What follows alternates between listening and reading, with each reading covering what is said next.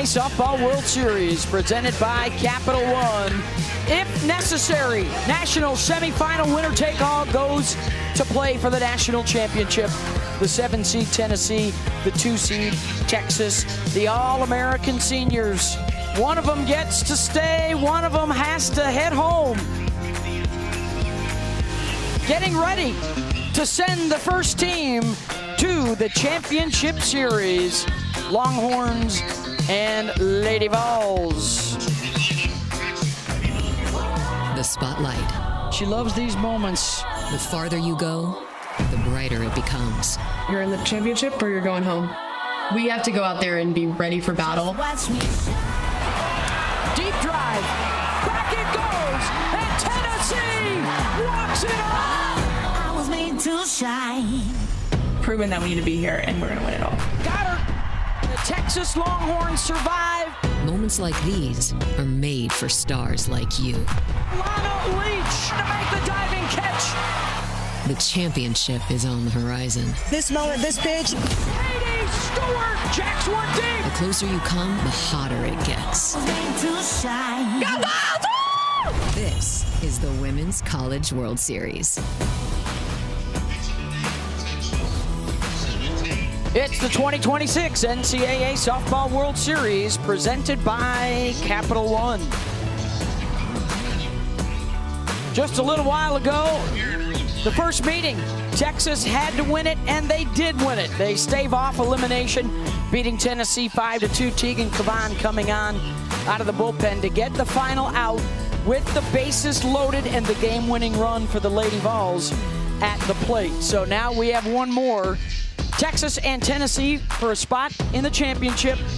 And coming up later tonight, Alabama and Texas Tech. The Crimson Tide one win away from the finals. Texas Tech will have to sweep a doubleheader this evening. Welcome back to Devon Park. Beth Mowens, our Olympic gold medalist, Jessica Mendoza, Michelle Smith. We've got Holly Rowe down on the field. The pitching matchup we thought we might get in game one, we will get in game two, Pickens against Cavan. Oh, and that makes me excited. The All-American arms are showing up and showing out, and they have in this World Series. These are two very experienced pitchers that know how to get it done and all parts of the zone. Carlin Pickens recorded the fastest pitch ever thrown in NCAA history. She is dominant at the top of the zone. Also a very good drop ball, change-up combinations. She can expand the zone. And how about last year's MOP, Most Outstanding Player, Tegan Cavan for Texas? She can just hammer the zone as well. Also a very good rise ball. These are dynamic pitchers that put fear into hitters' hearts. The All-Americans are really going to show out here at the World Series. And there you see Pickens ready to go for Tennessee. Did not throw earlier today. Tegan Cavan did, just briefly. And for more, here's Holly Rowe. Well, guys, both of these pitchers have put in a lot of work, and we can honestly say they are two of the best in the country this season. Carlin Pickens told us earlier this week, you know, this senior year maybe hasn't gone exactly how she planned, but she feels like she's in a great place right now. She said, I am really visualizing my pitches. How do I want them to look? How do I want them to feel? She calls herself a rubber band. If you pull it out and then snap it back, it gets better each and every time you pull it out. So that's how she does it. Starts slow and snaps back to be even stronger later in games. And for Tegan Cavan, she has actually turned to her mental performance coaches as well. Dean Wellams, Eric Thompson, they are helping her when she has mental self-talk that's not telling her the truth and being negative in her head. She has really worked on a mantra. When I have my stuff, no one can beat me. I am as prepared as I need to be. Both will have a chance to see if their techniques work here in the circle today in a huge game. All right, thank you, Holly. Two very confident and very experienced pitchers, but they will be facing some home run hitters. Time just to talk about those bats. Yeah, let's talk about the bats, because a big reason why the teams are here is because they slug. And you look at Tennessee, when they slug, they win, and that's exactly what they did. Every game leading up until today, they had a home run from unexpected places all over this lineup. But how about Texas? Their two main studs, Katie Stewart with a monster shot out to left to field. That's back-to-back days with a monster home run. And then Reese Atwood breaking out of never having a home run at the Women's College World Series. This got Texas on the board. Those two they need for Texas to win. Lady Vols and Longhorns, one game to decide who goes on to play for the national championship.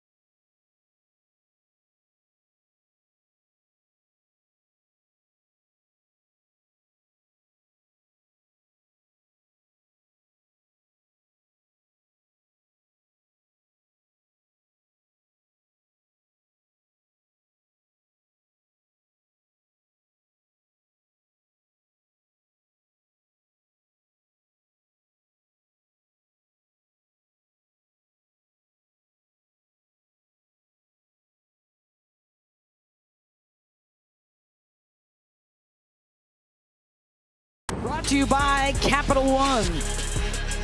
We highlight Emma Clark for the Tennessee Lady Vols. 4 home runs in this NCAA tournament, including the big walk-off on Saturday to stay in the winner's bracket.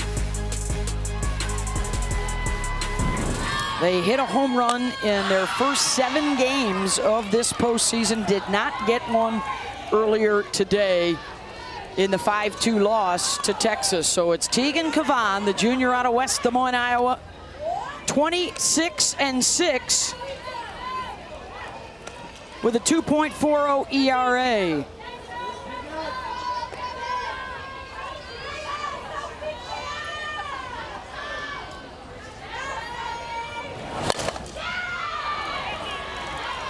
Foul ball down past her head coach, Karen Weekly, now in her 25th season with Tennessee, their 10th trip to the World Series.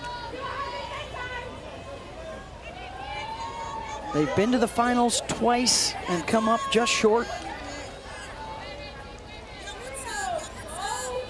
Sophia Knight gets the start out in center field. A couple of ground outs, a single, reached on an error in the game earlier today.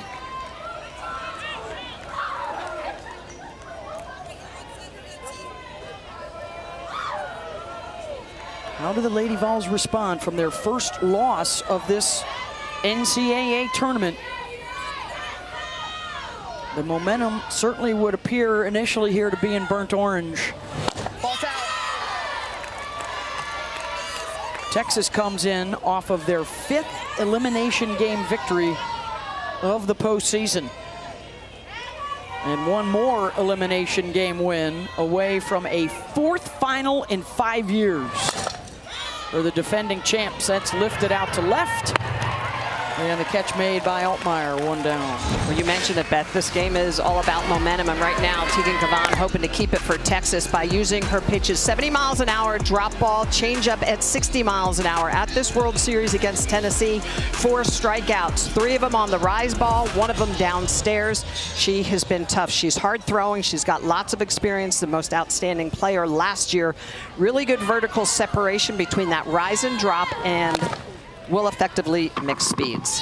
Ella Dodge has moved up in the batting order for this game too, and she grounds out to second. 2 down. Let's see if the Texas infield is a little better this second game. They had 4 errors, and Tennessee did not make them pay in game 1 today. Yeah, well, Lali Gutierrez spins a lot of balls off of her bat, and the defense did not look good. A little bit different look coming off the bat, off of Cavan's pitches. More of a strikeout pitcher. And you'll see fly balls because she'll go up in the zone. Key for Cavan is to keep those fly balls in the yard. Emma Clark the big home run hitter for Tennessee. Kavan only lasted 3 innings when these two teams played one another in the opener here on Thursday. Allowed the 3 earned runs, but she has been clutch since, picking up wins over Mississippi State and Nebraska. And this is a game of momentum, and I think for Tennessee, they've got to come out to a hot start. They've got to try to get up on the board early in this game, set the tone, give Carlin Pickens a little bit of a lead and some comfort.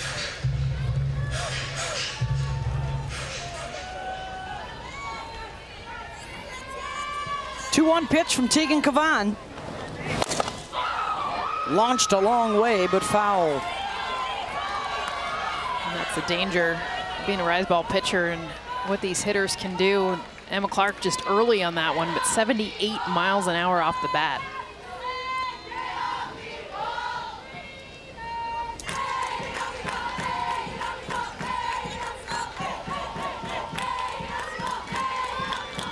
Two-two pitch to Emma Clark.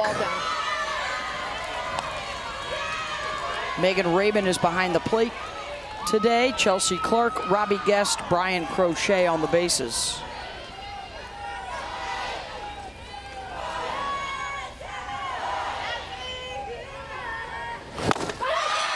Gets her to chase out of the zone, and it's a 1-2-3 start for Kavan.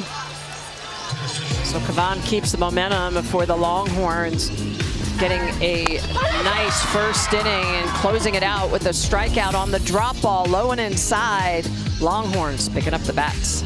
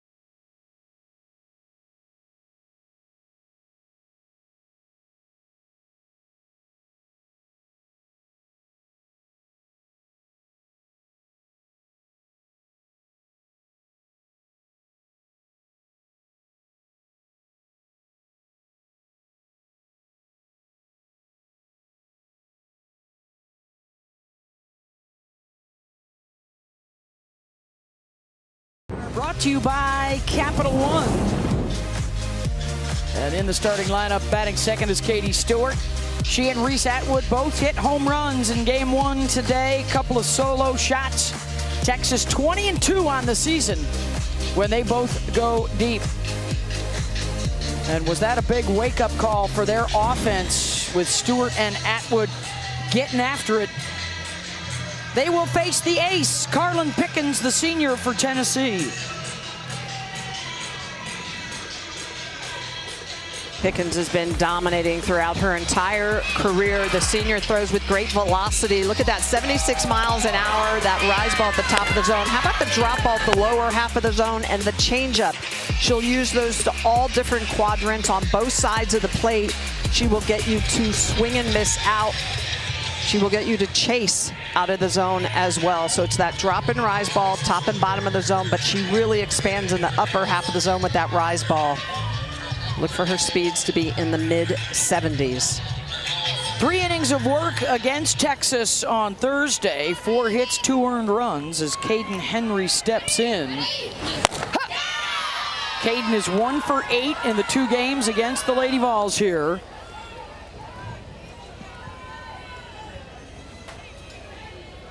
has the most hits of anyone in the tournament starting the day.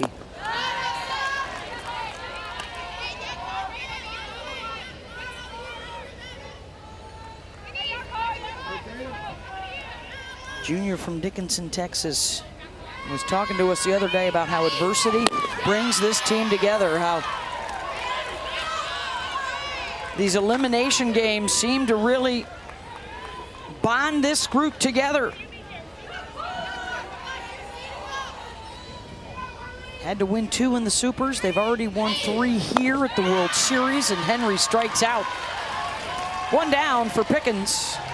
Well, and that's that drop ball. She throws that drop about 53% of the time. That is her go-to pitch. You can see the four-seam over the top spin on that. A little bit of run away from Kaden Henry, the lefty. First strikeout to start out the game. All-America showdown. The 2-time SEC Pitcher of the Year against the reigning SEC Player of the Year. Stewart hit her 29th home run earlier today. And a swing for the fence there, reaching away at 75 miles an hour. That was power on power, 75, and then a big swing from Katie Stewart. Nearly half her pitches have been that fast at the World Series. That was her 75th pitch of 75 miles an hour. Everyone else combined, zip popkus. Yeah, we've never seen 75 unless it's Carlin Pickens, so she sits in a category that she owns. Well, she has so much length, too. She's tall. She gets out to that 8-foot circle, releasing the ball at about 36.5 feet. We have so many cool shots that I want in this game to take you in the batter's box of what it's like to face Carlin Pickens. You see the numbers, but for Katie Stewart right now, who's such a great hitter, that first pitch just blew right by her. 2-2 pitch. Got her. A couple of strikeouts to start out for Carlin. And you'll see that a lot. That's a sword. It's a half swing, and Katie Stewart notices this pitch down. It's low. She tries to hold up and just cannot. The velocity at 70 miles an hour. She gets Stewart to chase on a pitch that's well out of the zone. Here's Vivi Martinez. You've talked a lot, Jess, about how good hitters can handle velocity, but if you've got, you know, a difference of 10 or 15 miles an hour in your other pitches, that's where the problem comes in, right? Both strikeouts did not come on 75 plus. They came on 68 and 70. And yes, that's a 5-6 mile an hour difference. She can also get down even lower than that, but she'll change your eye levels too. 76 miles an hour. It's fun to hit velocity when you know where it's going to be. But for Carlin Pickens, the trick is the unpredictability. She's not stuck with one location. Ball. 2-2 as she tries to strike out the side to start things off for the Lady Vols. She's done it 8 times in the opening inning of a game, the first time you get eyes on her. She's done that 9 times in an opening inning of a game when you first get eyes on her. Beth Moen, she likes to correct you or make you count just a little bit higher. That is Carlin Pickens. It is velocity, it is speed, it's spin, it's on the edges, using all of her pitches, striking out the side to start out the game.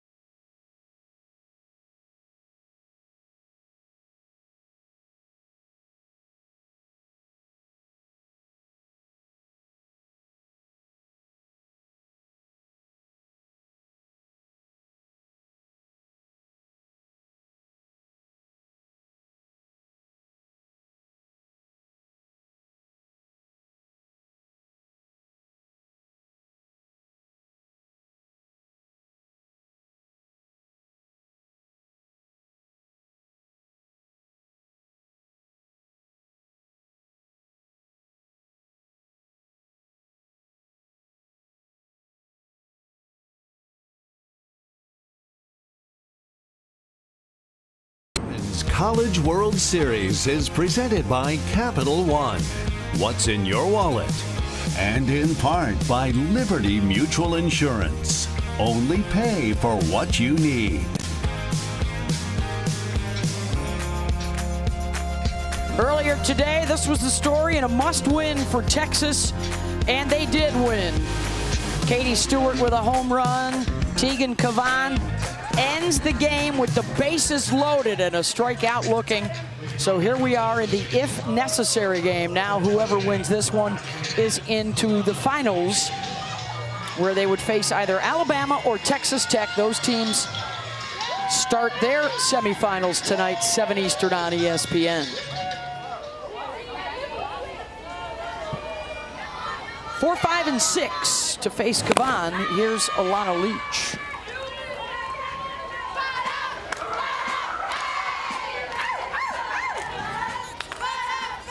Alana was 0 for 4 earlier today. A lot of ground outs, a lot on the dirt against the drop baller Citlali Gutierrez. Let's see if they can get it airborne against the rise ball pitcher.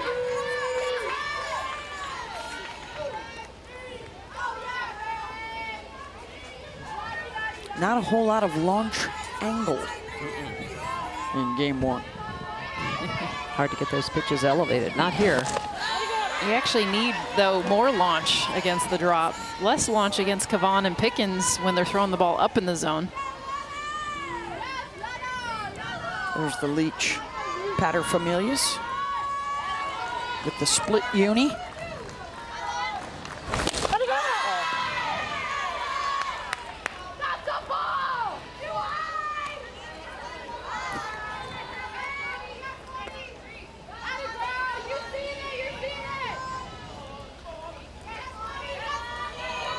You can hear the chatter coming from both dugouts.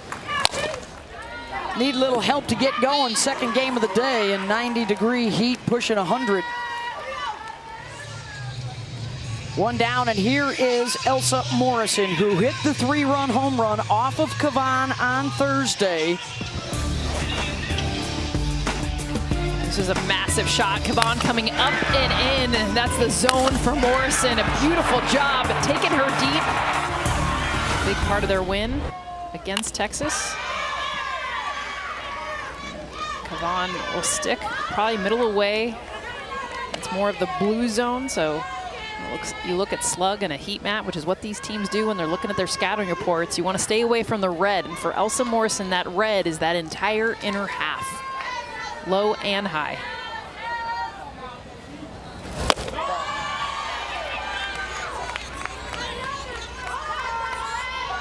.265 on the season, 7 home runs, 37 runs batted in.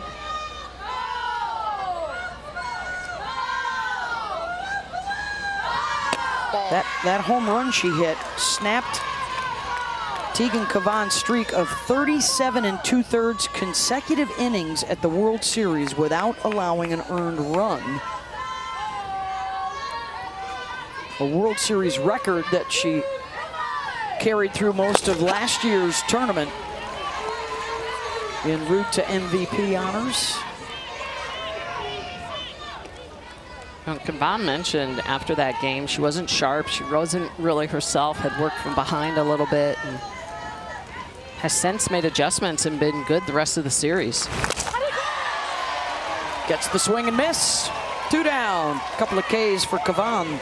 Well, and this is where Cavan is a little bit more lively, that arm. You can see this is a rise ball, but it's going to also have some curve action on it. You can see the way that it's going to slide to the outer half and away from Morrison into that cool zone that you talked about, Jess, getting the swing and miss.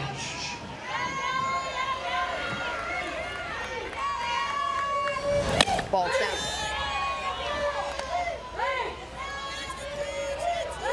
Gabby Leach hitting in the 6th spot in the order.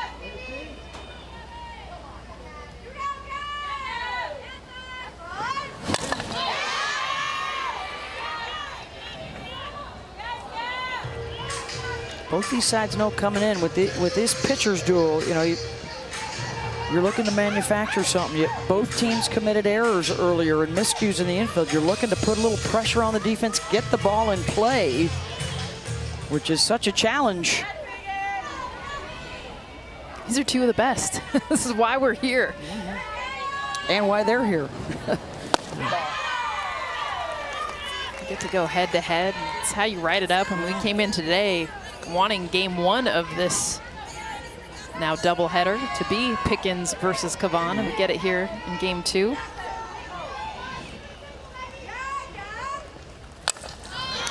Leach skies that one out to right. Maloney is there. 6 in a row retired by Cavan to start things off for Texas.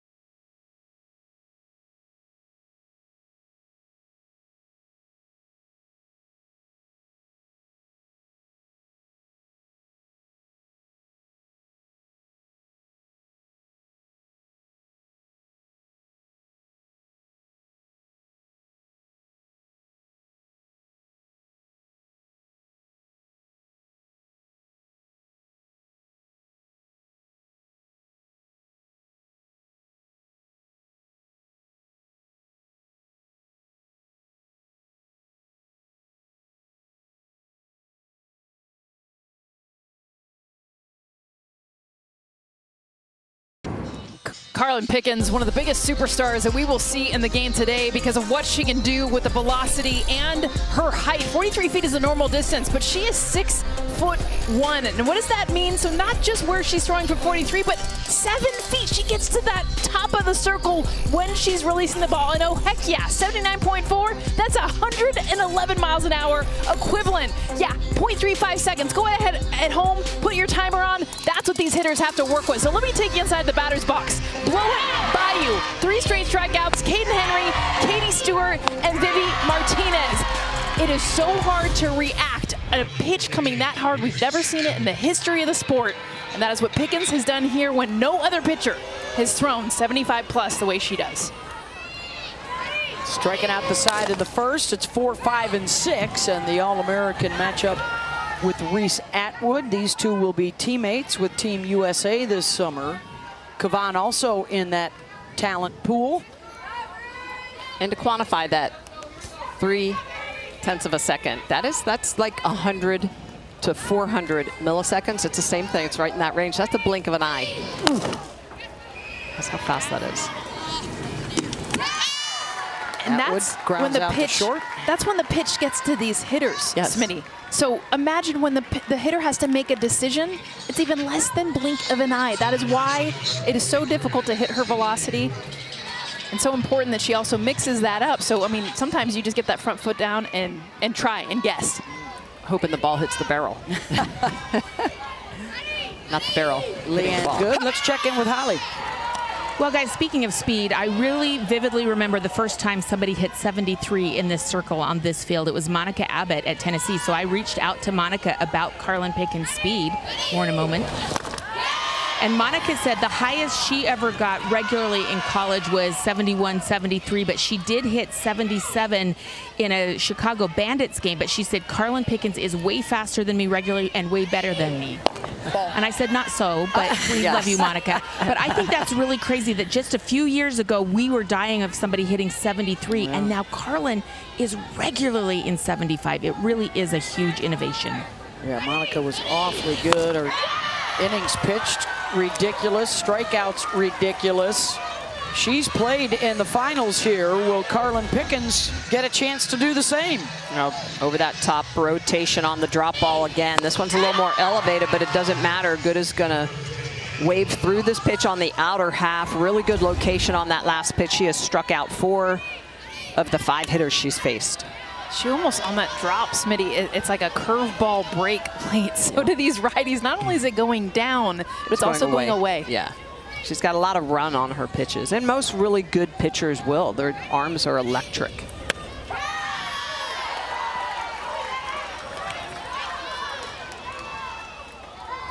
Anna Wells, the freshman, will have a go at it.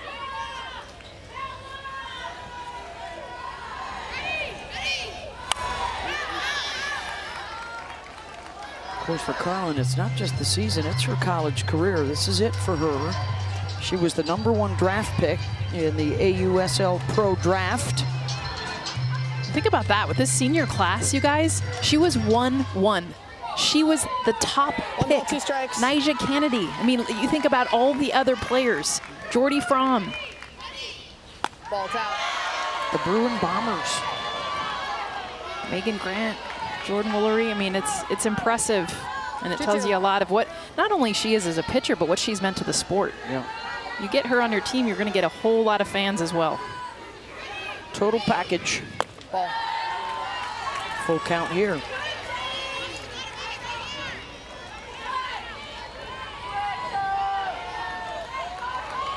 I like the way you guys compliment the pitchers, especially Carlin. I don't even know what's come over me. Well, we're at that time in this tournament that the great arms, the teams that are here have great arms. It's just, they also have very good hitters, obviously, but we talk about it all the time. Good pitching typically will shut down good hitting, but you've got to have both at this point of the game. I mean, yeah, the last 4 do. Yep. Think of what this year has been, you guys. It has been a hitter's game all season long. But you're right, you get here, and now it's just a normal softball game. And the pitchers have dominated. Loses well, so the first base runner for either side. Well, can Pickens do it with Erin Newer and Sage Marjetko? You look at Monica Abbott. When they played in the finals in 2007, she threw pretty much everything. They come back in 2013 and play in the finals with 2 pitchers, Ellen and Ivy Renfro. And now they come back this year, they're going to try with 3 pitchers, the #1 staff in the country in terms of whip, ERA, opponent's batting average. Is this the breakthrough? This is one of the programs that has been here the most without taking the title home. It's not a question to me of the pitchers. They've honestly had the pitchers to win it the last 2 times they were in the championship series. It's the bats. That is where the offense has to be different from the other Vols teams that have been here. Ball inside. Yeah, I agree. You've got to give run support to those pitchers in the circle, putting up as many runs as you can, taking the pressure off of them and off the defense.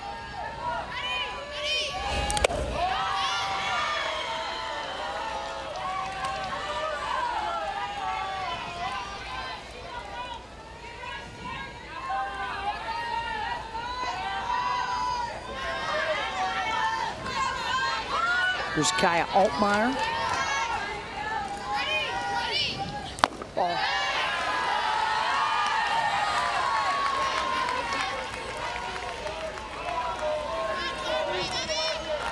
Six of the last 7 pitches have been balls now for Pickens. Ball. And after blowing through the first 5, trouble quickly pops up. And she looks over to the dugout here to get the attention of Megan Rhodes-Smith. I think, is she looking for a towel? Yep, towel. She's got a rosin bag at the back of the circle. This is a thing, being able to stay dry is important. Very humid day, not just the heat here. You can see she wears those sleeves. Most pitchers will wear sleeves even when it's hot to try to keep that sweat from rolling down. You can just see the ball falling out of the side of her hand. You can see the rosin or chalk that she has, and now she's wiping her fingers together saying, I need a towel, I need something to keep my hand dry. She keeps asking for new softballs as well. Remember the other day in one of their games, a ball came up on the netting in the back, and she kept trying in between innings to get somebody to tip the ball back down onto the field. Is that something, Smitty, you got? I mean, obviously it's all feel in those fingers. Absolutely, and sometimes you find a ball that the seams are just a little different. There's a little bit better tack or feel to the ball. Absolutely, and sometimes it goes in the stands and you're like, can I have that ball back? Sorry, I'll buy you an ice cream later. That's not a souvenir. That's right. It does make a difference. Holly Rowe. Well, you see that she does wear those long sleeves to keep that sweat from trickling down her arms, and that is a problem, as I can attest to it trickling down my own body at this moment. But some of the pitchers told us that they've actually been putting antiperspirant around their wrists so that it doesn't get to their wrists. But Carlin obviously struggling right now with that grip, getting a towel put back into her back pocket, and really that rosin bag at her foot. You could see the rosin on her hand right there. I mean, she has coated it as much as possible.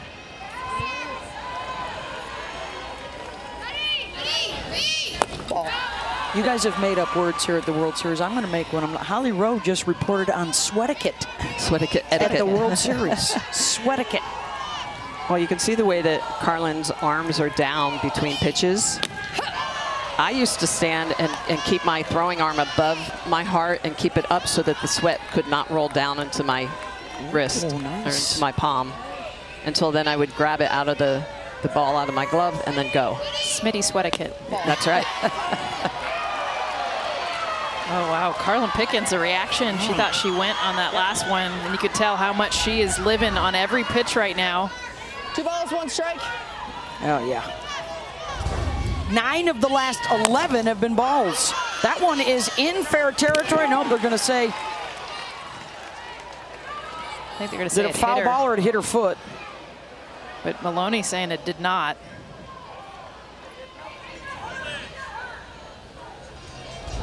And it just dies right in front of home plate, which was why the assumption, but it does not hit her foot. It hits the dirt. Wow. And that looks like that could be a fair ball, but once it's called fouled and killed, it's not reviewable. Yeah. Well, it's not fair because Reese Atwood thinks the ball is then dead. Missed it away. Elsa Morrison. Full count.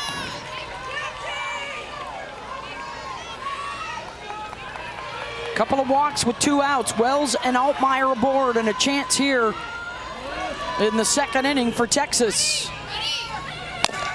Maloney down to first, and Mackenzie Butt is there. Couple left on. Scoreless through 2.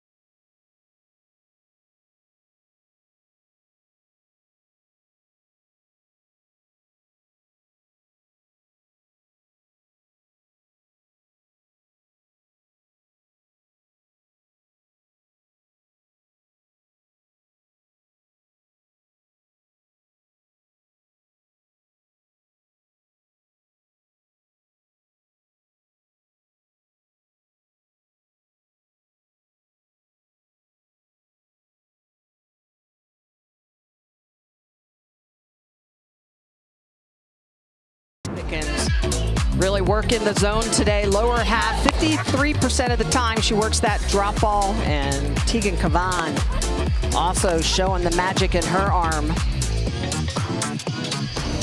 Both these aces getting it done. Look at that, 822 career strikeouts for Carlin Pickens, over 600 for Cavan, just a junior. Both of them All-Americans.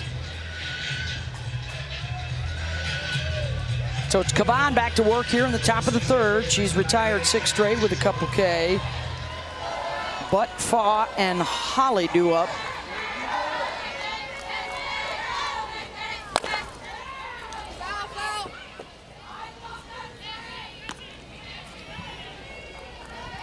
First time they met on Thursday, Tennessee was hitless through the first 14 batters before they got it going in a 6-3 win.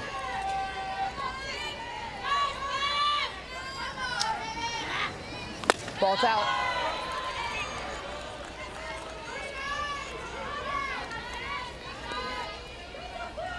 Mackenzie Butt, the sophomore from Garden Grove, California.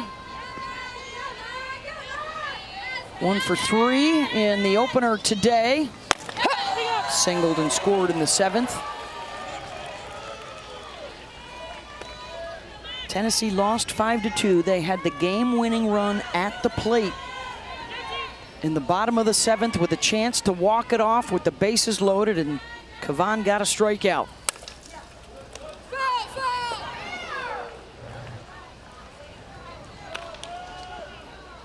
One of the stories I've always enjoyed about Tegan Cavan is the fact that she does everything left-handed except for pitch. She pitches right-handed, but she writes left-handed, she eats left-handed. It's usually the opposite way around. In fact, Caitlin Terry does everything right-handed, and her mom wanted a left-handed hitter and pitcher, and they taught her growing up to be left-handed. Another strikeout for the lefty-righty. That's right. Cavan, 3rd strikeout on the afternoon, using this pitch downstairs again. Just so much natural movement when she goes to the lower half of the zone. 70 miles an hour.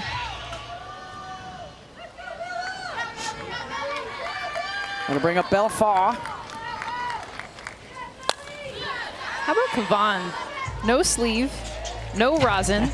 She has a little baby towel in her back pocket, but I mean, you talk about just the differences of probably sweat and how you can handle it. She's just using her pants old school, just wipes her hand, uses the dirt. Let's go. That's how they roll in West Des Moines, Jess.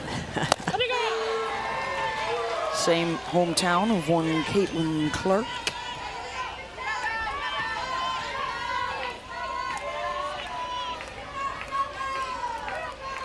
Ahead here in the count, 0-2.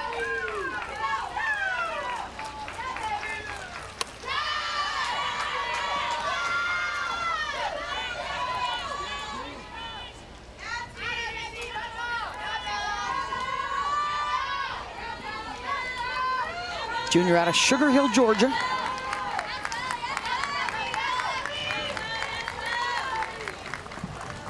Ball.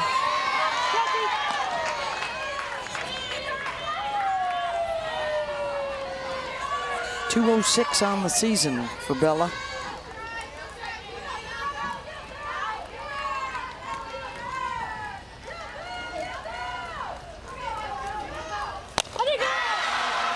Wow. Another strikeout. Yeah, and another sword. Both pitchers just doing heavy damage to these hitters. Look at the way she's going to get the half swing. This is a rise ball. This is well out of the zone, and Fa's going to try to hold up, but there's just no happening to that. She gets out long, strong on that front side and really dips underneath that rise ball to get that late sharp movement. Talon Holly, the number 9 hitter, can't keep up with that at 69 miles an hour. You might think we're watching the fencing championships, the way that we're going to see the amount of swords between these two pitchers. Sword is that uncomfortable swing. It just makes hitters look awkward. And that's when you know the stuff is not just hard and velocity, but just you didn't realize that pitch was going to move there. And all of a sudden, halfway through your swing, you're saying no, but you're still going. That's the definition of a sword. Medieval torture. It is. She'll get the full hack there. 1 and 2.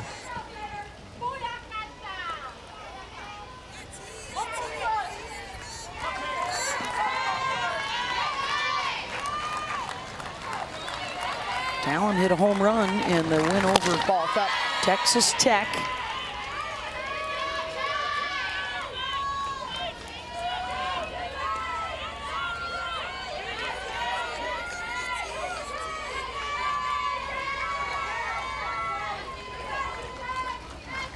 Two pitch coming. Called strike 3. 5 of them for Teagan, the first time through the order.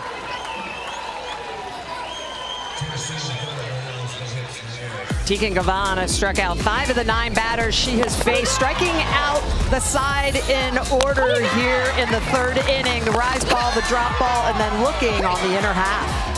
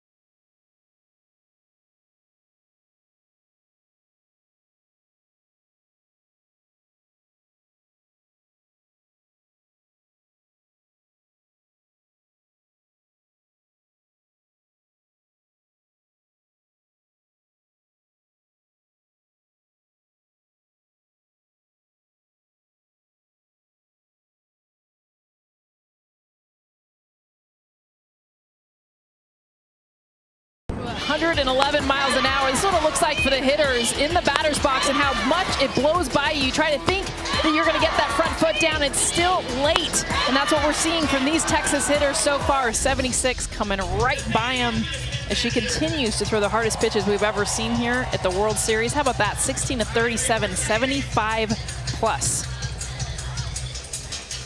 On just most of those pitches will be down in the zone. Pitches lower in the zone, clock faster. Rise ball will be a smidge slower, and then of course she also has her changeup or off-speed pitch. She hasn't really used that a lot here, and again, I think part of that is because they haven't caught up. They haven't caught up, so why use it? And also, Texas was picking stuff last game off of the Tennessee pitchers.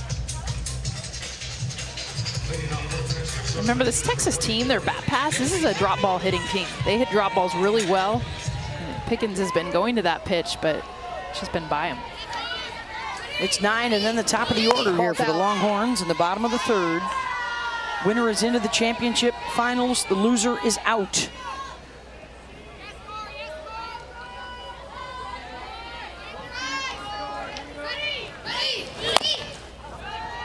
There goes the short gamer.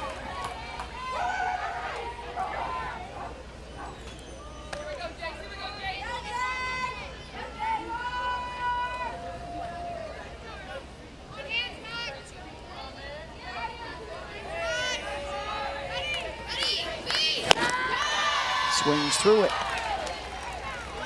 1 and 2. Nichols did get a hit in the first game against Tennessee on Thursday. Just puts that one in play and then legs it out. Leadoff aboard for the Longhorns. It's This is where it's so fun to be a slapper against a pitcher that's so dominant because you want it to miss your barrel. You get the barrel, you don't get as much time, and this gives her time off the end of the bat. A beautiful job of a half swing. And look at her just get down the line as soon as she puts that in play. She's safe by maybe a half step. Get down that line. Caden Henry. This bat has been quiet. See the 14 hits, that leads the team in the NCAA tournament. She was 0-4 in the first game today.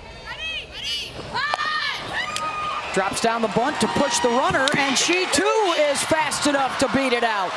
No sacrifice necessary, and 2 are on base for Katie Stewart.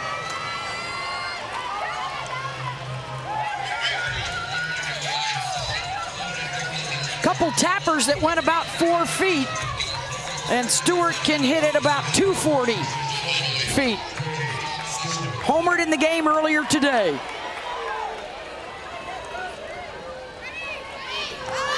Yes! Wow! Oh, well, the corner is so far back, I still would go 300 feet versus 3 feet. No. Wave her off. Don't do it. No. And now the corners come up in front of the bag, or to the bag, I should say. She's not going to do it again. She does swing away, bounces it to short, and the play is to first.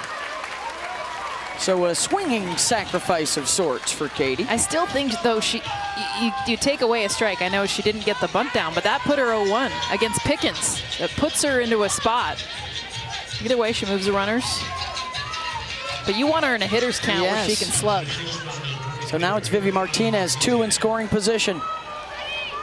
Chance for Texas to strike first, and that'll hop over the bag, and it's a fair ball. Wow. And Texas takes the lead. Vivi Martinez, the RBI single to score Nichols.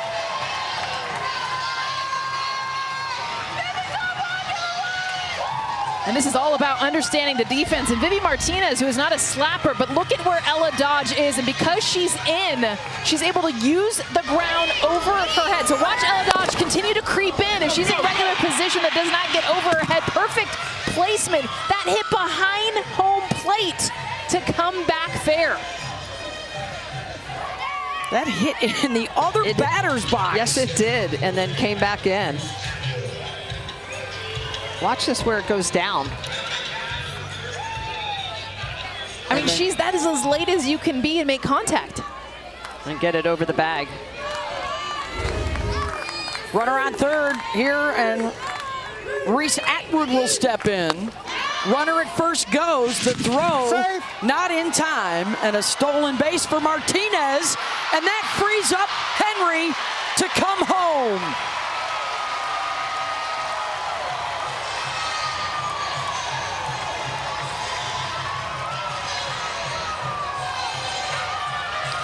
Nothing Texas. And this is interesting because Martinez goes down and Henry's not going anywhere. So take a look at this. It's a steal. Henry is at the bag. Look at it, even with the back of the fielder to Henry, she's not going anywhere until she goes down on the ground, drops the ball, and then she takes off. I'm actually surprised that she didn't take off the second that she saw the back of Emma Clark. Either way, it works out for Texas. So score that as a steal of home for Caden Henry. Ball down. Well, just how fast Caden Henry is. I mean, Smitty's point, she was 1.5 feet off the bag and still was able to come around. Granted, Bellafla dropping that ball. 3 singles in the inning. And Atwood smacks that one into the gap in left center to score another run for Texas. And Reese has come alive on semifinal Monday for the Longhorns.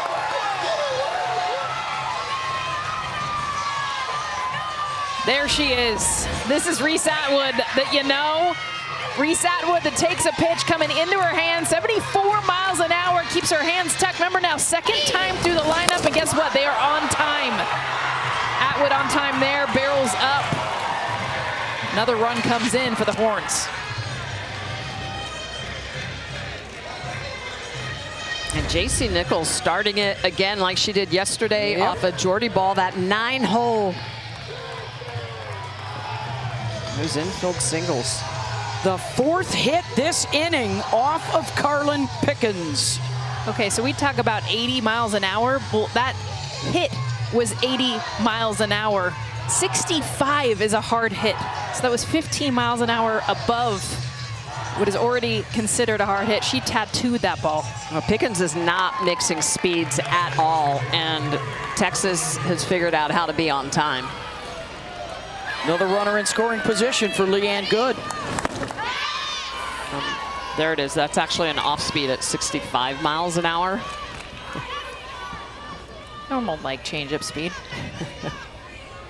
And that's what all the hitters are used to from everybody else, right? Correct. Which is why she stayed away from it first time through the order. She was blowing it by everyone, but Texas making a great adjustment first at bat to second at bat, forcing her to have to go to the off speed. Play.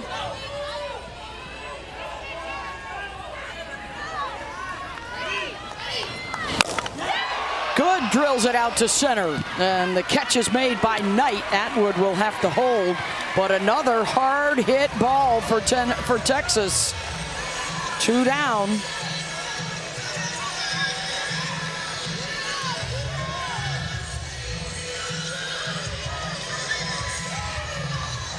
Here's Hannah Wells. Walked in the second.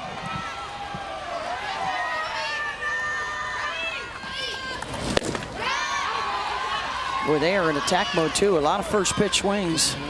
But their attack mode sitting more 75. That last pitch was 66. That 9-mile-an-hour difference, everything allows for a swing and miss.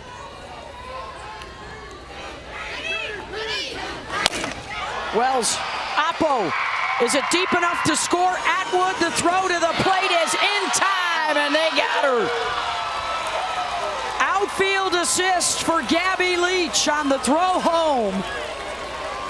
Mike White is asking about obstruction,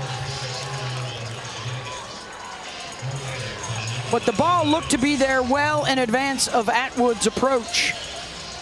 Looked like Elsa Morrison did a great job of only using her glove. Doesn't look like there will be a challenge. Tell you what, the outfield assists coming from Tennessee have been so good in this tournament. Gabby Leach, a perfect throw, yeah. That is execution perfection from Elsa Morrison for the out of Reese Atwood at home.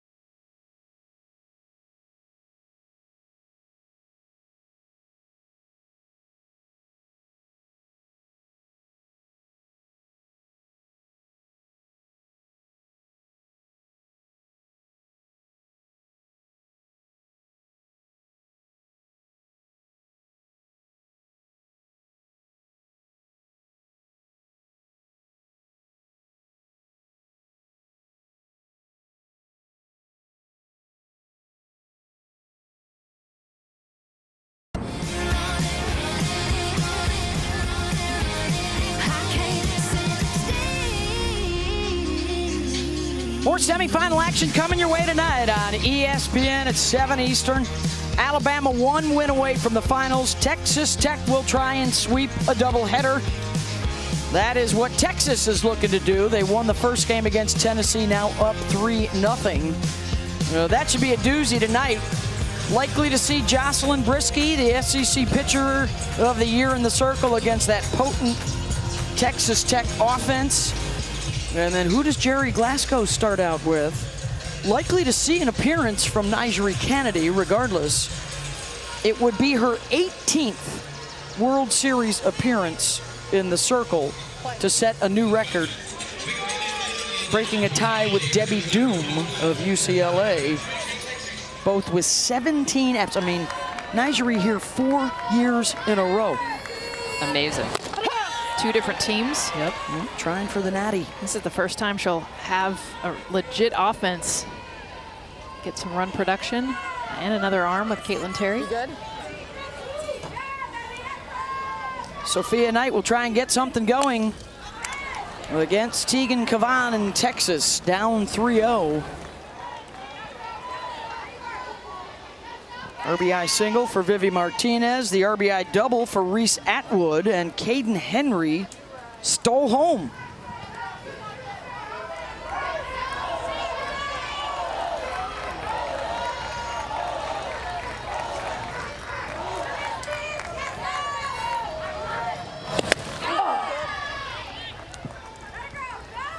I think that one hit the umpire. Heard Reese Atwood saying, "You all right?"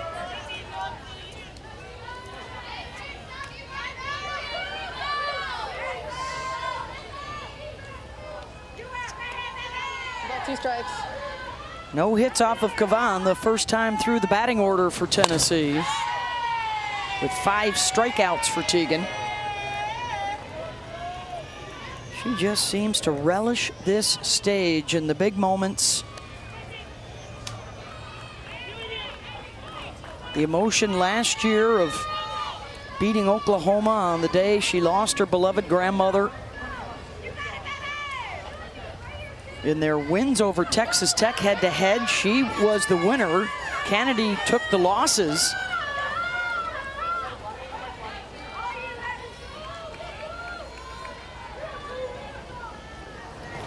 Ball. Missed that 2-2. Tegan Cavan has just had so much experience from her first day of competition, getting a massive start against UCLA as a freshman. I think all of us, we were calling that game, we thought it would be one of the more experienced pitchers, but Mike White was like, this kid's special. And he threw her in immediately as a freshman, and it's paid dividends throughout her career coming into these massive games at the World Series. Just a junior, it's already third in program history of the number of wins. That's amazing. When you look at Texas and you think Kat Osterman and just the number. Krista Williams. Krista Williams. Yeah. So many amazing pitchers.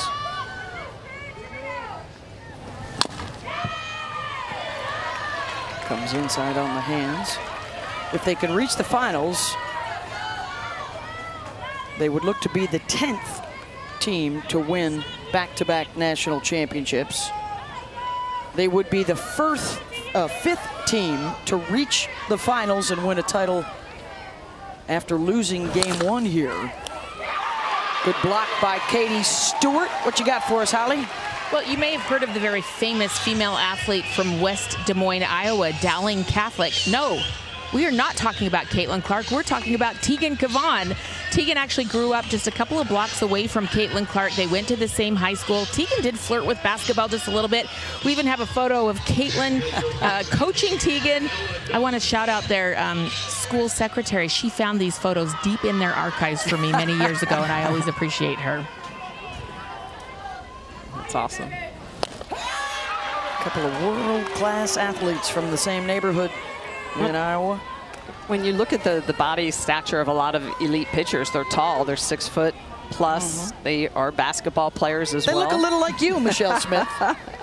But getting them to pitch and stay pitching versus playing basketball is sometimes a chore. Especially if you got Caitlin Clark coaching your team. She's funny. Carlin Pickens told us she was also a basketball player. Yeah, and volleyball. And volleyball, yeah. State level, I mean, she won at all levels, all sports. Balls out. That's the thing, you play everything. You don't want to just focus in on one sport. Especially if you're 6'1", 6'2", some gym teacher's going to spot you. Hey, you. Come over here. We need to put you in a uniform. That's right. Tell you what, by the way, Katie Stewart on that last ground ball. We saw a ball last game go in between her legs. She had 3 errors. That last ball was rocketed to her, did a great job. And that can get in your head sometimes. She went down almost getting on her knees and stopped it with her core, her upper body. She was like, this is not going through. This is Ella Dodge. Checked it.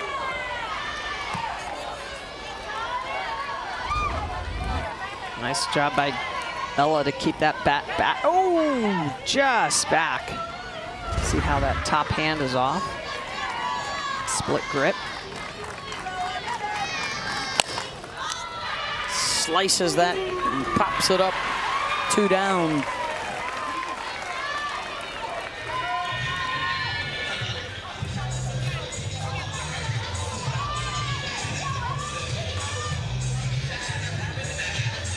The other thing about Kavan, she doesn't waste much time out there. Look at the efficiency. 85 times she's had a 1-2-3 inning, and she's going for her 4th in a row to start this game.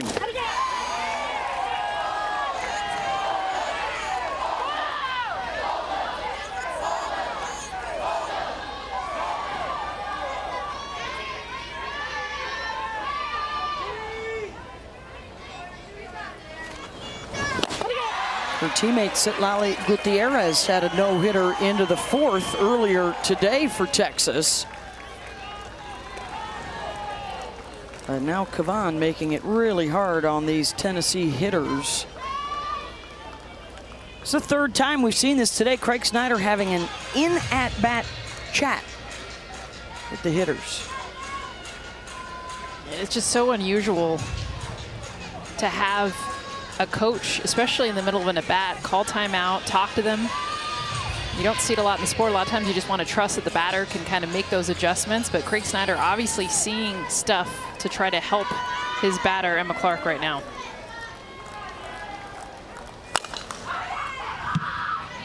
And a lot of it's just don't chase down. I mean, the first 2 pitches she swung through were down below the zone, so it could be something as simple as see the ball up.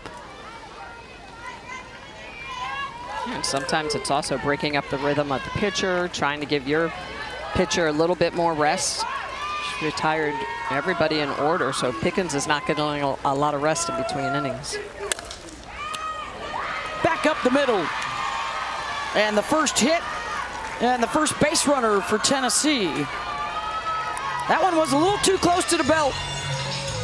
And the Tennessee hitters talk about winning the belt against Tegan Kavan. Well, it's an 0-2 pitch you want to see in the dirt. She missed 2 pitches in the dirt. This one ends up being closer to the strike zone. But Emma Clark did do a good adjustment with that back leg, getting to that pitch. So number 4 hitter, Alana Leach.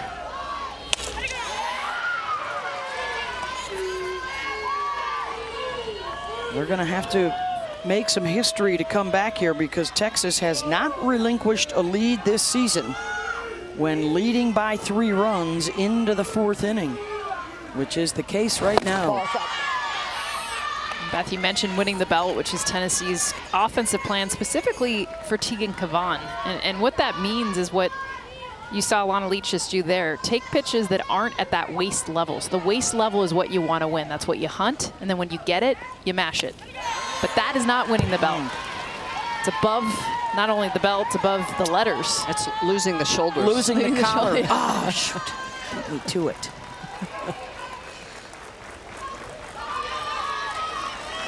One-two pitch from the All-American Kavan.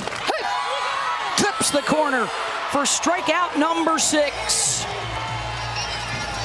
Tennessee wants to win the belt, but Kavan right now owning the belt and beyond. This one at the belt, but away. A beautiful screwball in the outer part of the plate for strike 3, her 7th of the game.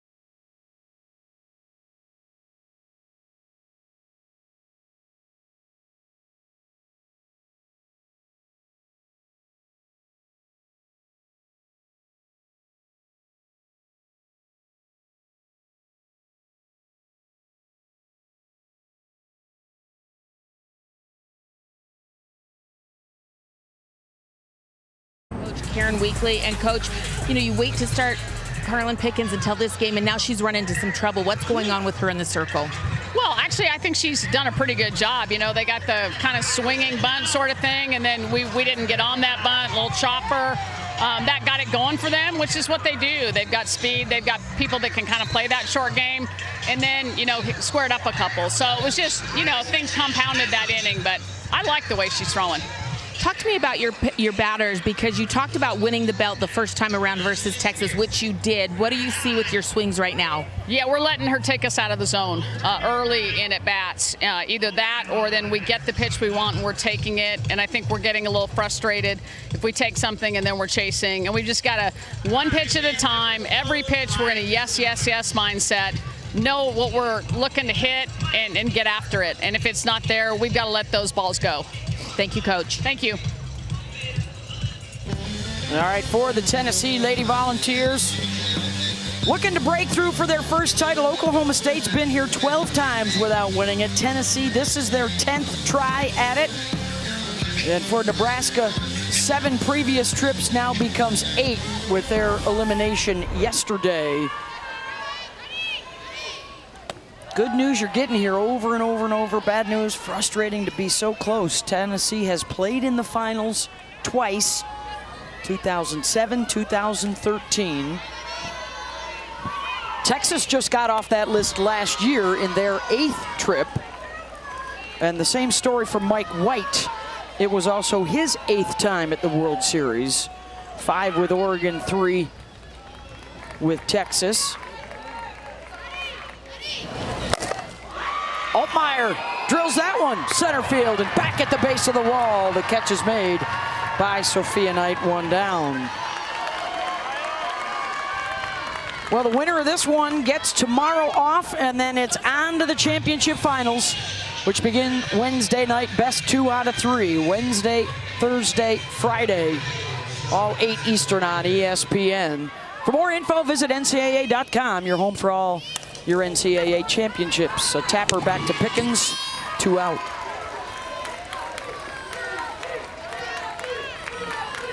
That brings up the rally starter, and J.C. Nichols down here at the bottom of the order. Karen Weekly was just telling Holly Rowe how it's those miss hits when you talk about the short gamers. And J.C. Nichols just missing barrel, getting on base, scored that first run. Pickens still throwing with really good velocity. Struck out the side in the first, just 1 strikeout in the second, nothing in the third, or so far here in the 4th. Ball. So the swing as miss has started to go away. Texas knowing what they're hunting. There you see the numbers for Carlin so far. Ball. You see she's sitting now 73. A little 74. She was 75, 76. That few miles an hour makes a difference, especially when you've seen it twice.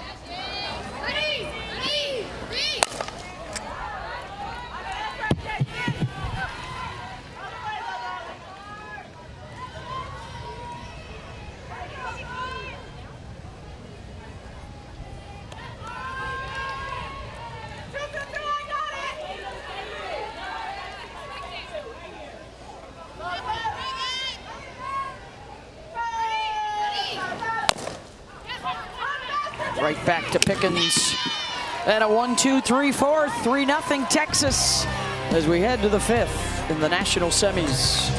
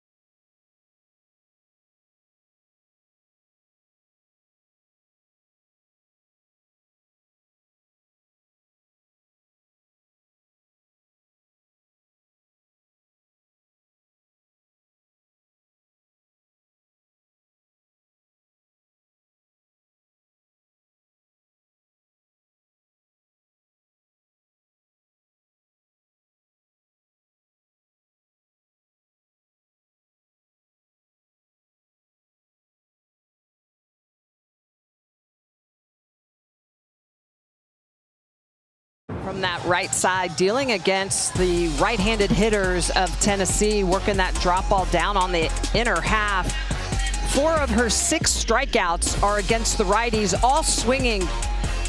Going back downstairs against Mackenzie Butt, and then back upstairs for the strikeout against Bella Fa. She's been outstanding with that late sharp movement, going downstairs and upstairs for those 6 total strikeouts. But again, 4 of those 6 against the right-handed hitters. A 3-run lead for the Longhorns as we head to the top of the 5th. Elsa Morrison will lead things off. 5, 6, and 7 in the batting order. And that's exactly where Tennessee hitters need to look, at that belt level, and do not chase anything else above it. So difficult to do, but Elsa Morrison, when she hit the home run off of Tegan Kavan, it was at the belt, and she had taken the rise ball above the letters. And that's hard, because to me, that's a great take. That's above the zone. And if she's getting that called, good luck. Yeah, if a rise ball pitcher gets the belt or above, it's a fun day to be in the circle. Not so much at the plate. 0-2 pitch. Well, and that's what good rise ball pitchers do. They get in your head. They get you to swing at the pitch at your shoulders and watch the one at your belt. Beth Mowens, Michelle Smith. The self-proclaimed undisciplined rise ball swinger, Jessica Mendoza. That's right. You managed to get up there and hit a few, though, Jess, in your day. Oh yeah, A lot of them went a long, long way. I don't wear belts. Just the whole zone.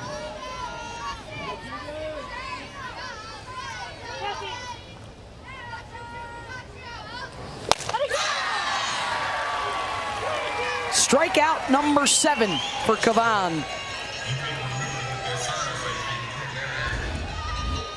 Again, going up against the righties. Look at the rise ball in the outer half. It's got a little bit of out, and you could just see the explosive nature of this, the way she really reaches back and down and gets underneath that rise ball. She's been on balance.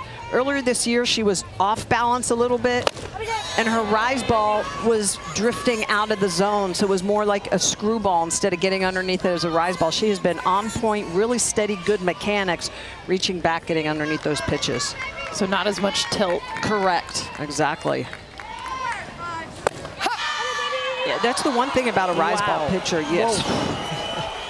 Yeah. Clips the upper part of the zone. Clip it. You stay on plane level, reach back, not tilting or falling off to the side.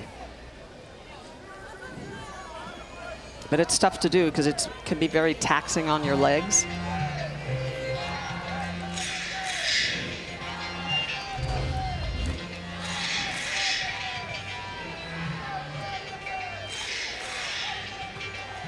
I don't know how you hit that. Yeah, according to TrackMan, that clipped the top of the strike zone. So an 0-2 count to Gabby Leach.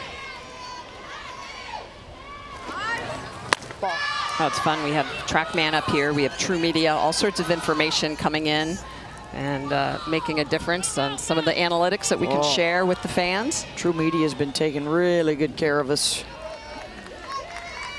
Yeah, all kinds of multicolored candy. Even that's going to drop in between Good and Henry. I think Caden thought that Leanne was going to get to that. They were still kind of looking at one another. And this is definitely a tweener. It should be all Caden Henry's, but off the get-go, she's got to call it. She holds up right there because Leanne Good is calling it, but this is a tough catch for Leanne Good. You see it there. She's starting to lose it in the sun. Not second baseman's ball, at a center field all the way.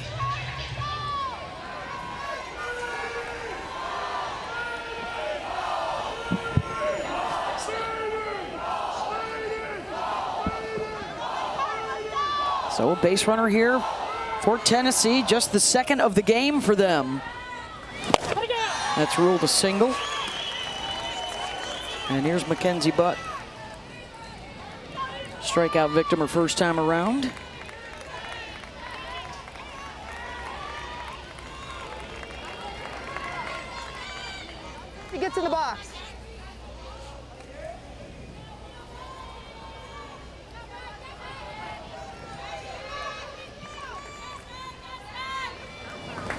ball.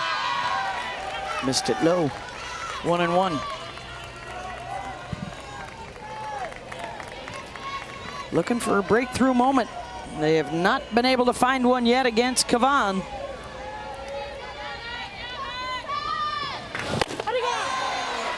Gets another swing and a miss at 70 miles an hour. Yeah, that's a lot of swing and miss at pitches through and in the zone.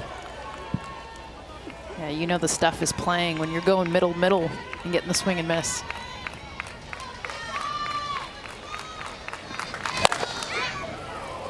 Foul.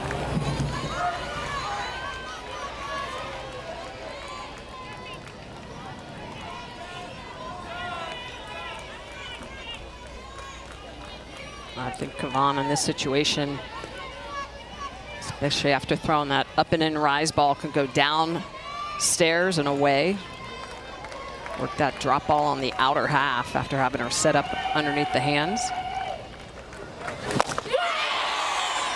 Brilliant, Smitty.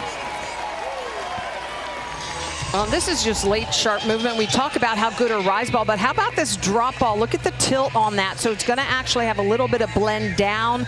It is almost right down the middle, and that's what induces the swing and miss. Career high strikeouts here at the Women's College World Series, and still just the 5th inning.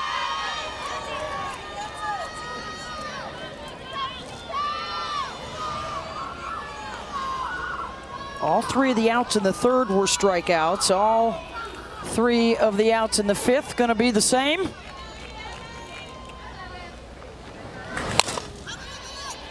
Pop up instead. Base hit, but stranded.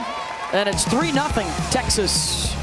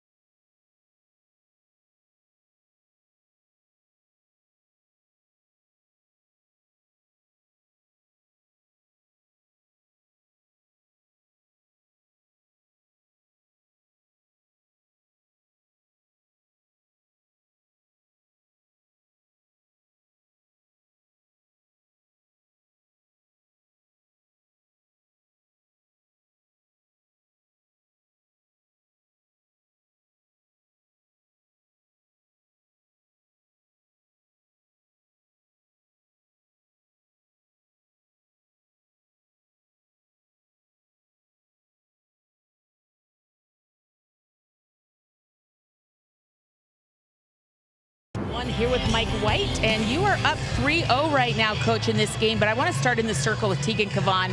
What stands out about how she is dominating the Vol hitters right now? Just working ahead of the hitters, and that's what you have to do. Just can't give them any extra bases because they're a good team, and you don't want to give them any momentum. Speaking of momentum, I feel like your batters have finally got some. Let's start with Reese Atwood. She'd been struggling up until the last game, and now here she is in a rhythm. How has your offense come alive? Timing's everything. It's a good time to have her get hot, and we've got some hitters around her that are doing a good job as well. So just need to continue to push because they're not going to give in. Thank you, Coach. Thank you, Hook 'em. Well, those bats, I mean, 13 hits in the prior game. First game of this one, third inning, is J.C. Nichols, of course, getting things going. It started off in that third inning, and then it was the bunt from Caden Henry. Use those wheels, get on base, and then it was the hit. Vivi Martinez using the other batter's box over the head, and then the slug.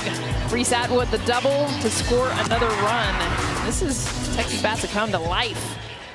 2 games now, 13 hits in the first game, 5 here through 4. After the 3-run third, Pickens set him down in order in the 4th, but now it's back to the top. Henry, Stewart, Vivi. Tegan Cavan has been terrific. A World Series high 8 strikeouts for her. And the Longhorns bat, after seeing Pickens one time through, have come alive.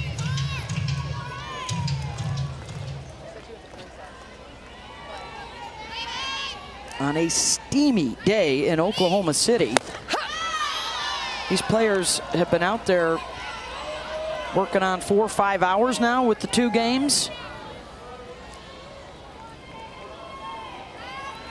All of our camera guys as well. Feels like 102.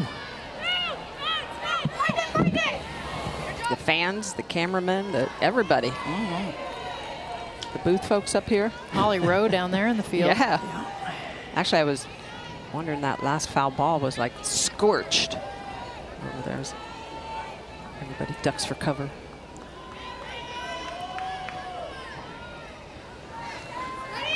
Oh, 2 pitch. Henry whiffs at it. Strikeout number 5 for Pickens. Pickens working on expanding the zone. She's got a little bit of out and down on that. Looks like a screwball. She doesn't really throw that pitch a lot. It's a drop that has a little bit of run on it.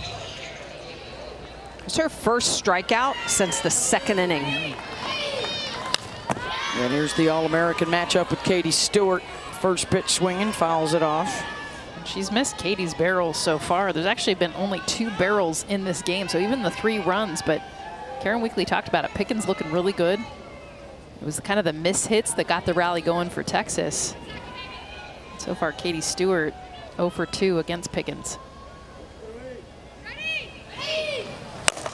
Stewart with a blast, way back and gone. Katie Stewart's bat continues to smoke. Solo shot, it's 4-0.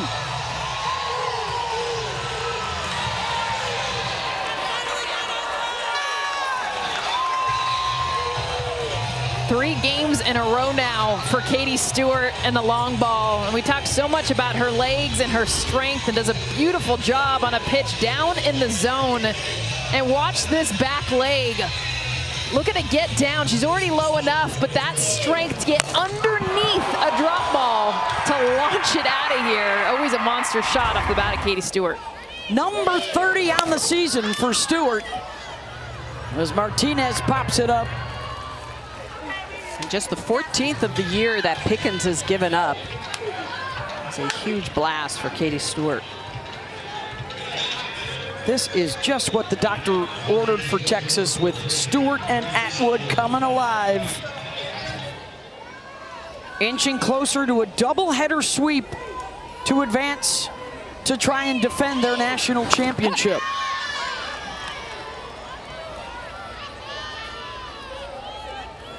Atwood with the RBI double her last time up. Ball.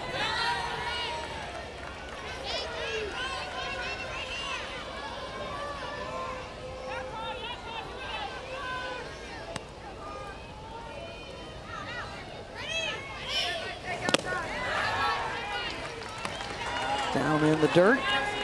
2-1. Stewart trying to cool off.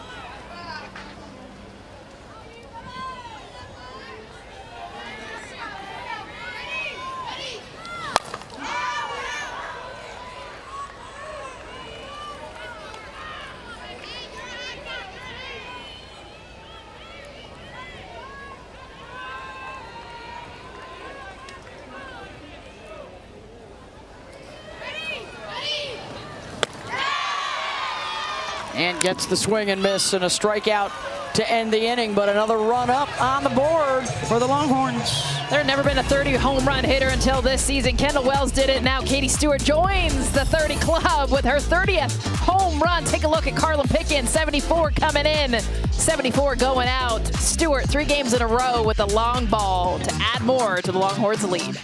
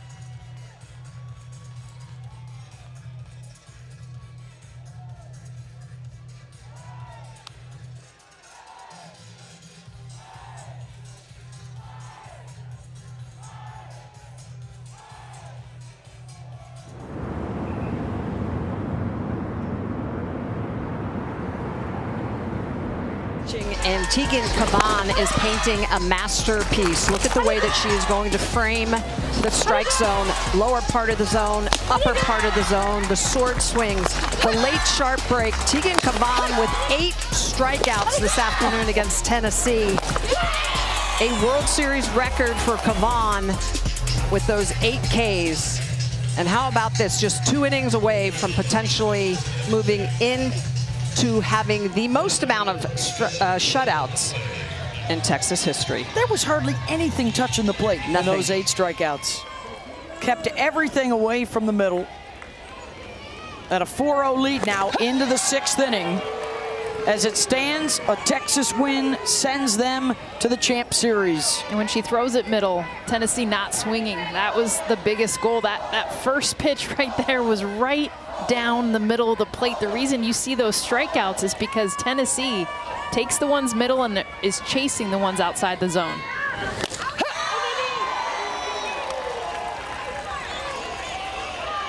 Again, just painting the corners. And this is why that she's been so successful. Look at how good she is when she works ahead in counts, and she has done that all day long. When she's behind, that's when she gives up the majority of her hits. But she has just hammered the corners of the zone, and you're right, Jess, when she does throw it right over the middle, Tennessee has not capitalized on it. Look at that ratio of balls to strikes. So 57 of her 82 pitches for strikes. It's outstanding.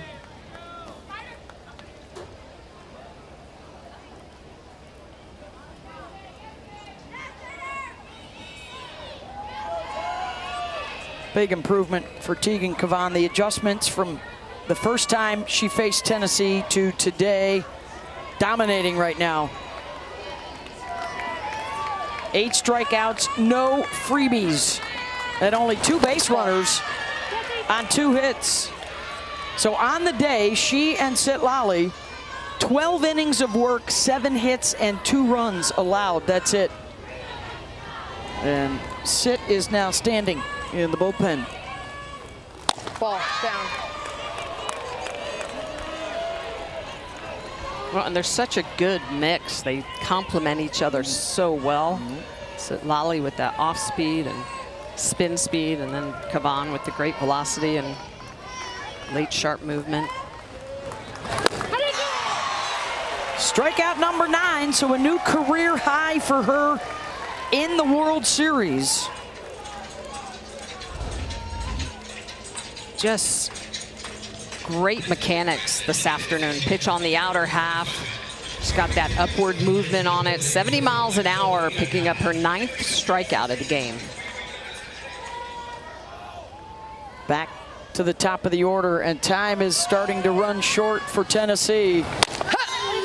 Just 5 outs to work with to keep their season alive. They came in to today needing to win just once. And after the loss earlier, down here late in game 2. Ball, off.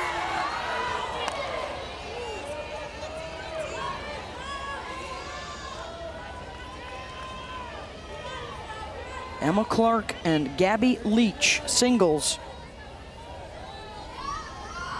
Nobody in scoring position so far today. Stewart applies the tag, 2 down. Hey, the NBA Finals will get underway Wednesday on ABC, 8:30. It's the Knicks and the Spurs. Been a long time coming in New York City. They are excited, ready to go. And for the Spurs, they won their 5th title back in 2014. They return with Victor Wembanyama. Here's Ella Dodge.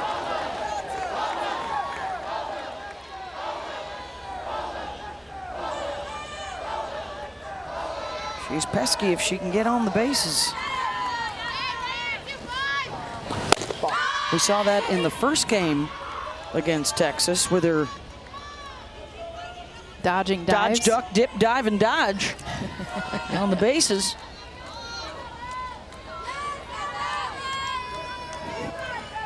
Is that from the Dodgeball movie? Throw a wrench at him, Smitty. Throw a wrench.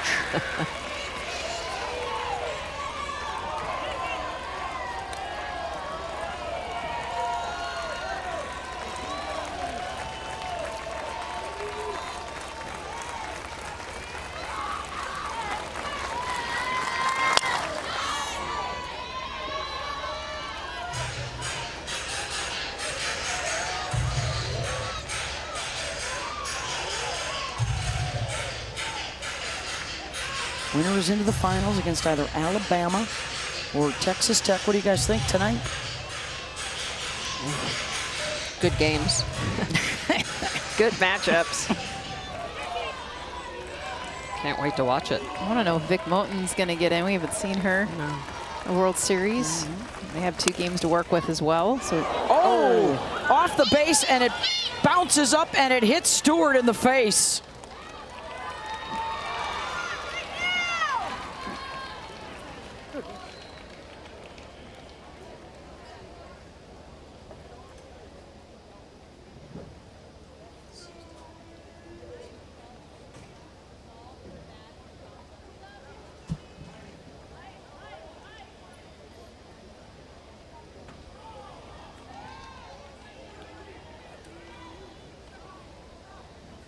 Getting some attention from the athletic trainers for both sides out to help out. That was 72 The miles ruling on an the field hour is off a the fair bat. batted ball that has been challenged by Texas and is under review. I think Texas wants to find out which base it hit. The white one in fair territory, the orange one in foul territory. Wow. Oof. After review, the call on the field has been changed to a foul ball. Texas retains their challenge. Did hit the orange base. Katie Stewart still, more so than anything, shaken up. It hit off her mouth. Coming off the bat, 72 miles an hour, and she's so close.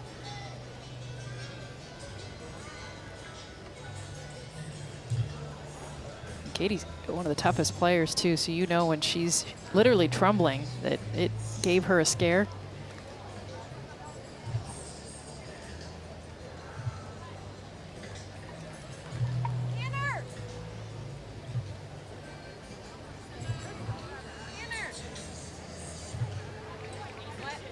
Well, there's a few smiles, so that's a good sign, and a chuckle. Just the care of her teammates, too. I mean, Reese Atwood coming all the way over and just everyone making sure she's okay. Well, because the last thing you want is an injury before the finals or a concussion situation here. It almost looked like it accelerated once it hit the bag, too. For one of the best players in the country this year.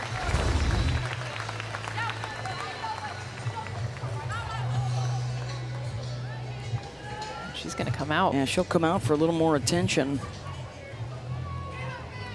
Looks like Hannah Wells will go over to first, who's in the DP slot. She's played some there this year. So Katie Stewart will still remain in the lineup.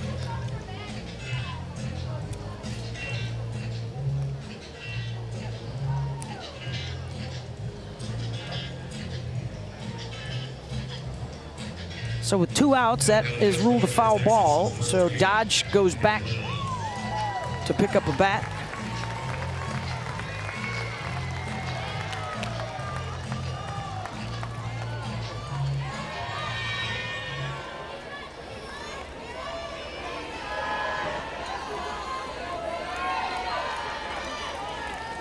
Counts 1 and 2. Ball out. Kavan gets this out. Texas is just 3 outs away from the finals for the second year in a row.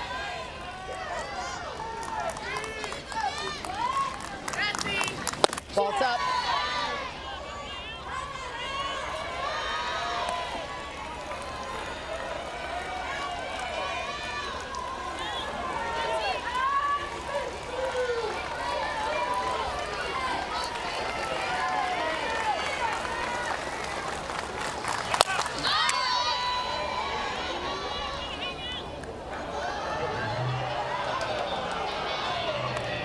Three and 2.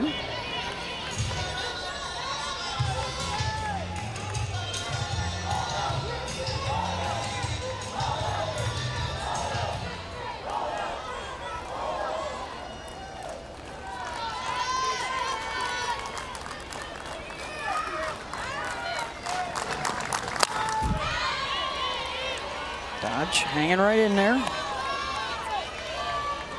Been the takes. That's why this at-bat has been extended. She's taken the pitches that are not strikes, swinging and fouling off the ones close to the zone. 10th pitch of this at-bat.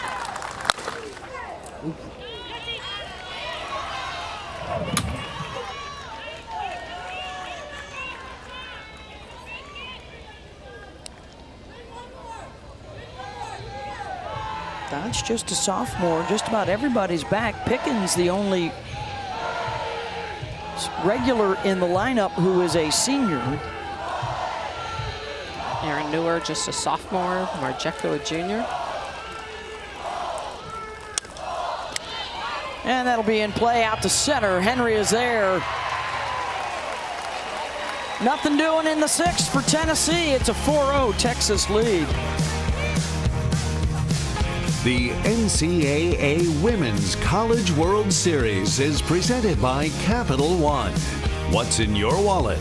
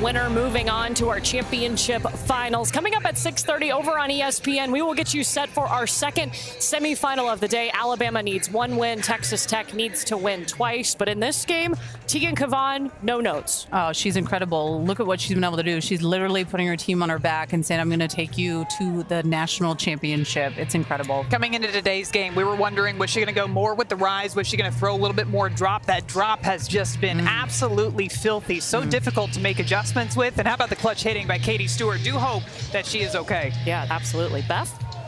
Thank you, ladies.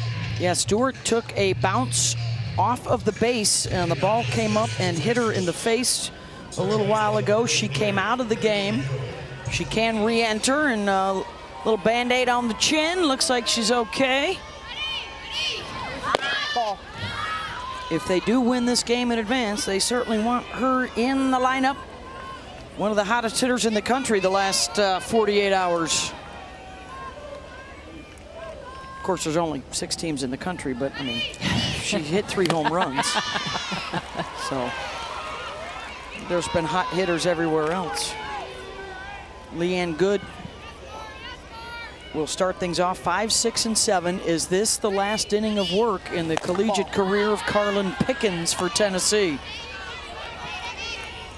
Before she is off to the pro leagues and off to Team USA. Look at those numbers, 71 career victories, a 2-time SEC Pitcher of the Year, a 1.5 ERA. In today's time, career. That's incredible. 1 strike. It was a 3-run third, and then Stewart, the solo home run in the 5th. Ball, it's inside. And a walk here to Good.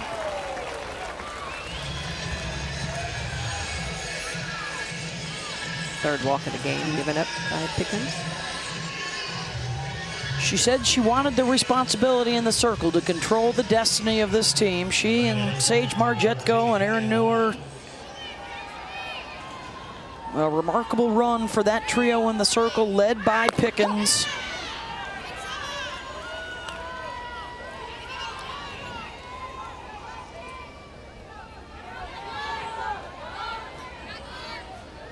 And the runs have just been tough to come by today against Gutierrez and Cavan. They've only been shut out twice all year, by the way. And that's what Tegan's working on with just 3 outs left for Texas.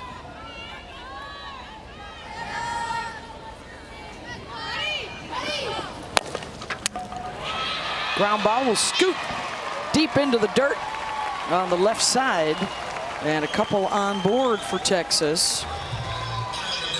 Hannah Wells, the freshman, has had herself a day. A couple of base hits, a walk.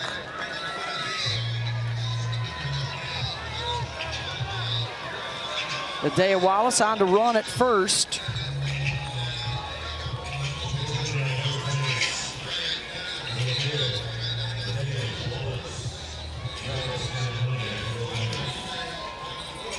Kaya Altmaier, too, lined out, almost hit it out her last at bat on base earlier. She had 3 hits in the game before this. She has absolutely been barreling the ball.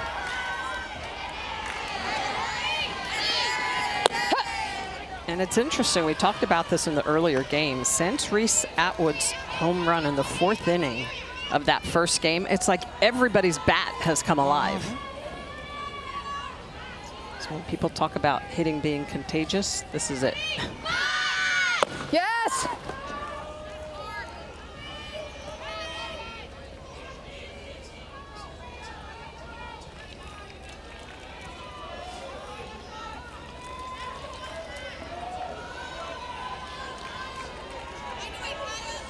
Pickens ahead in the count, 0-2.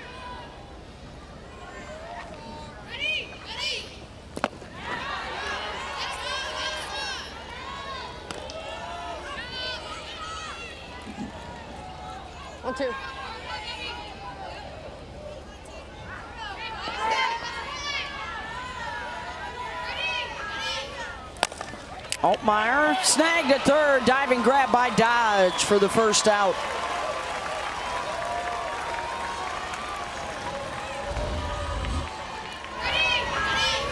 Ella Dodge just in that perfect position, diving back to her arm side, so away from her glove side. It's a great job because she's somewhat off the line and being able to make sure she's able to get to that ball before it gets down the line.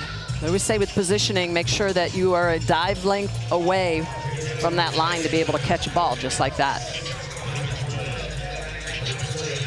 Victoria Hunter is the pinch hitter here. Came on to pinch hit in the earlier game today. Ball. Hit into a double play.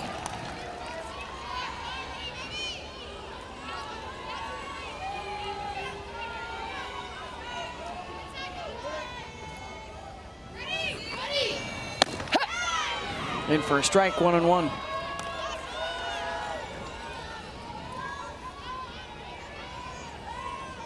If the Lady Vols get up in the 7th, it would be the 3, 4, and 5 hitters. Ball. They had the late rally in game 1 earlier today, had the bases loaded with the game-winning run at the plate. One strike. And Kavan got a huge strikeout to end the threat and end the game. Ball. It's down.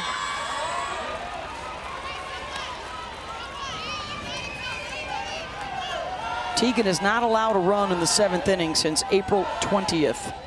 14 straight appearances. That's insane. I mean, Hunter, another line drive and another double play. Tennessee will get some swings. Their last chance to keep the season going. As Carlin Pickens departs perhaps for the final time at Tennessee.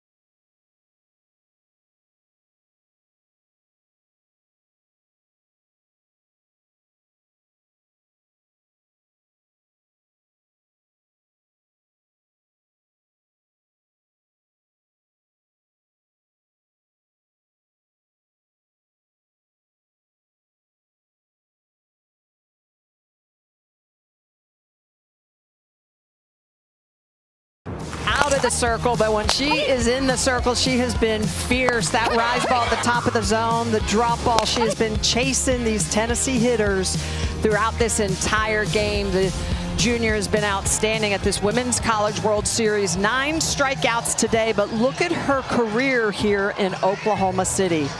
A sub-1 ERA against the teams best in the nation showing up for the national championship. Last year's most outstanding player at the World Series.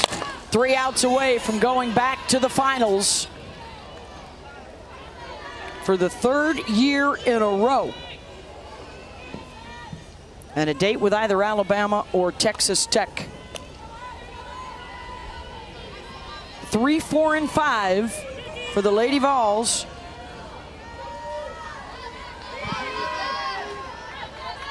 As Texas closes in. Ball. on a 6-0 record this postseason in elimination games.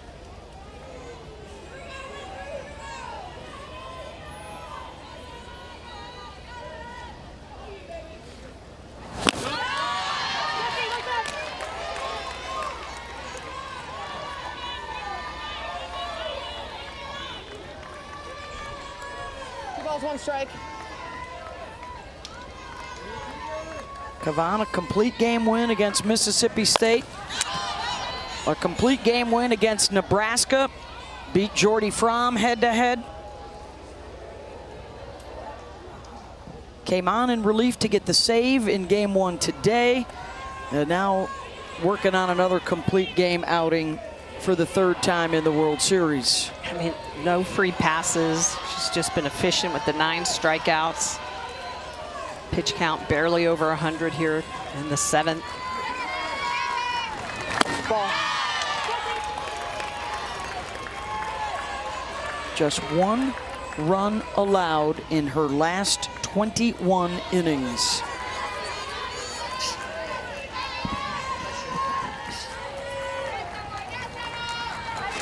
Full count. Pops it up, good is there. 1 down.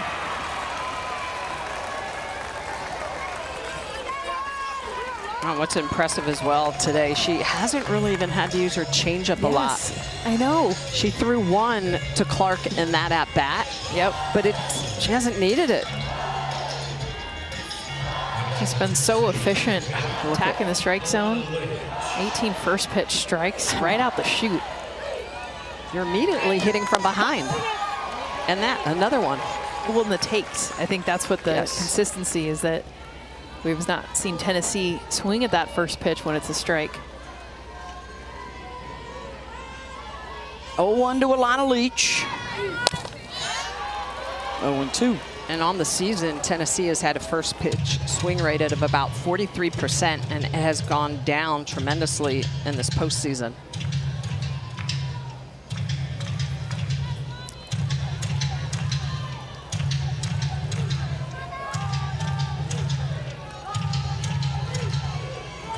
Carlin Pickens looks on. It's going to be the end, one of the most historic careers of any player we've seen. 2 down. And Texas 1 out away from a return to the finals to defend their national championship.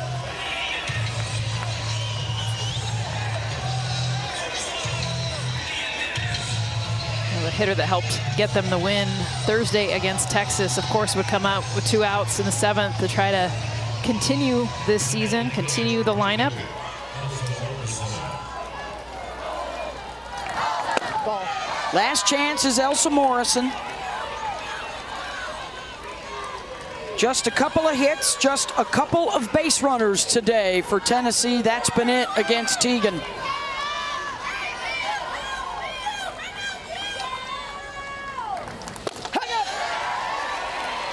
She has struck out a World Series career-high 9 Lady Vols. She went toe-to-toe with Carlin Pickens.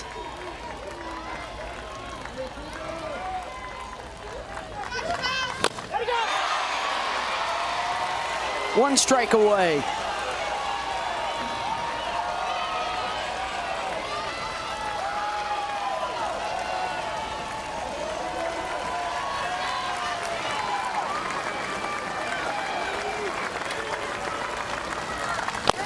And the Texas Longhorns sweep a semifinal doubleheader to come out of the losers bracket to advance to the championship series.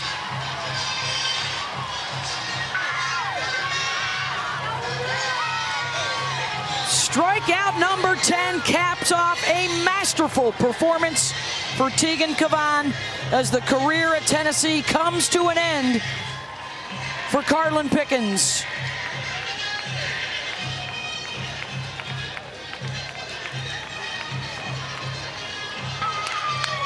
And the run towards a first title ends for Tennessee, and it's the Longhorns going back to play for the championship.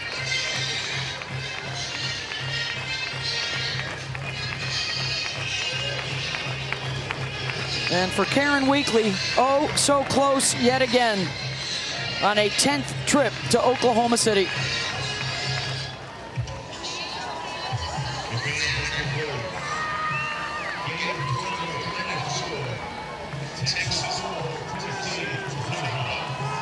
Four to nothing the final. Vivi Martinez, Reese Atwood with RBIs. Caden Henry, a steal of home today. And for the third game in a row, Katie Stewart goes yard. And Texas wins it 4-0.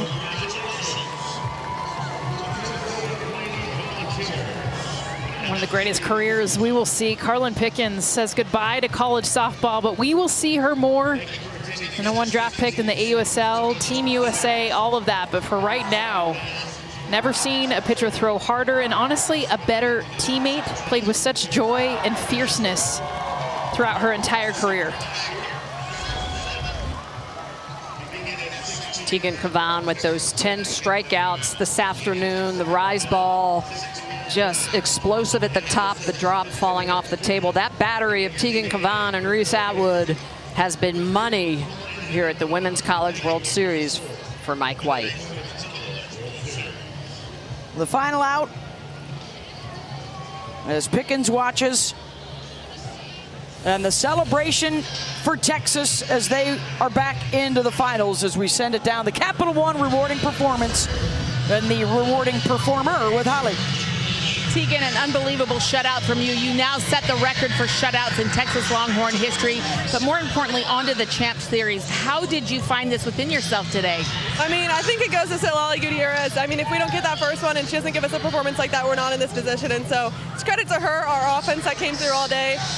But it was so fun with these girls, and there's a lot of newcomers on this team that haven't got to experience this yet, and I'm just so excited for the opportunity. You were very different today. You faced Tennessee in the first game. You guys lost. Your approach at the plate was different. You were not as much rise ball. You were a little bit more in your bag of a variety of pitches. What was your mindset to mix things up? It was just to mix it up 100% the whole game. I knew on Tuesday they didn't have me at my best, and so I was going to give them my best for a shot at the championship today, and I think that they got close to that. And so, yeah, I just tried to mix it up.